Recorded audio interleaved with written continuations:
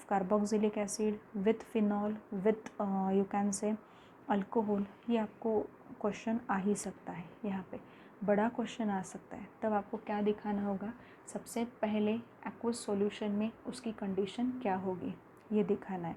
Then we will get 3 conjugate bases from respective alcohol, phenol and carboxylic acid. Alcohol से alkoxide ion, phenol से phenoxide ion and carboxylic acid से carboxylate ion.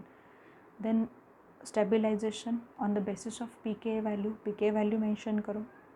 Then alcohol less acidic होगा, carboxylic acid more acidic होगा, phenol बीच में होगा, medium acidic. Again दूसरा option आपके पास ये है, ऑप्शन नहीं, दूसरा वे जो मेंशन करना है वो ये है कि resonance stabilisation of conjugate base. Alkoxide ion destabilizes because of having no resonating structure. Phenoxide ion, it shows stability with the resonating structure, but those resonating structures basically they are not equivalent to each other. Hence phenol possesses moderate acidity, moderate acidic nature. Carboxylic acid having 2 resonating structure. Carboxylate ion can be easily stabilized with the help of resonating structure, and 2 resonating structures are equivalent to each other, and hence stabilization is good in case of carboxylate ion, and hence carboxylic acid is more acidic than phenol and then alcohol। ठीक है, ये सबसे important part था इस particular chapter का। ठीक है, अब मैं कुछ पॉइंट्स आप लोगों के साथ डिस्कस करने वाली हूँ यहाँ पे कि एक क्वेश्चन दिया हुआ है 277 पेज पे। ठीक है, प्लीज़ आपके जो भी टेक्स्ट बुक्स रहेंगे वहाँ पे आपको करना होगा, वो मैं हिंट दे रही हूँ। Compare the pK values and arrange the following in an increasing order of acid strength.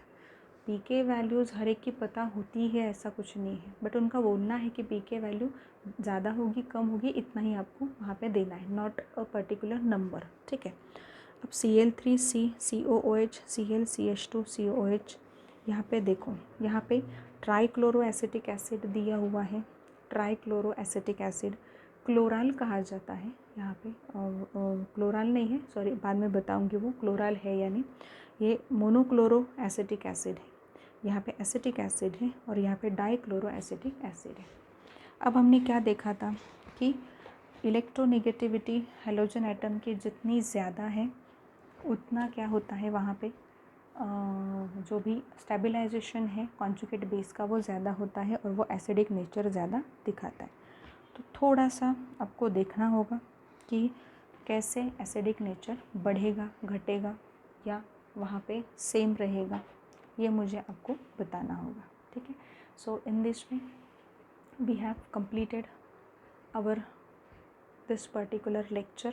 ठीक है, and after this particular lecture we will be dealing with the acidity of aromatic carboxylic acids। Aromatic carboxylic acid का बहुत अच्छे से समझ में आता है, बहुत सीधे से समझ में आता है, कुछ प्रॉब्लम नहीं होती। और उसके बाद है वहाँ पे test lab test given by carboxylic acid, उसके बाद 4 रिएक्शंस है given by carboxylic acid, then this particular lesson will be completed. ठीक है, सो एक्सरसाइज सॉल्व करो, फिर से बता रही हूँ, एकदम से बर्डन नहीं आएगा आप लोगों पे। एक्सरसाइज सॉल्व करो अच्छे से, लेक्चर को सुनो, इंटू 2 की स्पीड में आगे मत बढ़ो। लेक्चर को सुनना होगा आपको बहुत अच्छे से, और लेक्चर सुनने के बाद तुरंत नोट्स निकालो, रीडिंग करो और नोट्स निकालना स्टार्ट करो। ठीक है, so thank you so much. अगले लेक्चर तक हम लोग रीडिंग प्रॉपर करते रहे, ये थोड़ा सा खुद से ही एक ये करो कि हम रीडिंग करेंगे बहुत अच्छे से, रीडिंग से ही ये सारी चीज़ें आपकी कवर हो सकती हैं।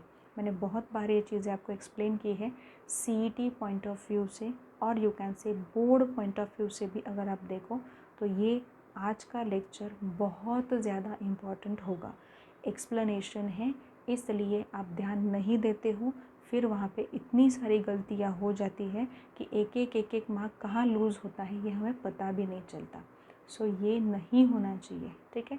और जो क्वेश्चन मैंने दिया है, यूज़ योर ब्रेन का फर्स्ट क्वेश्चन जो मैंने दिया है वो मैं डिस्कस करूँगी अगले लेक्चर में। तब तक के लिए आप ट्राई करो, रीडिंग करो और बहुत अच्छे से सेफ रहो।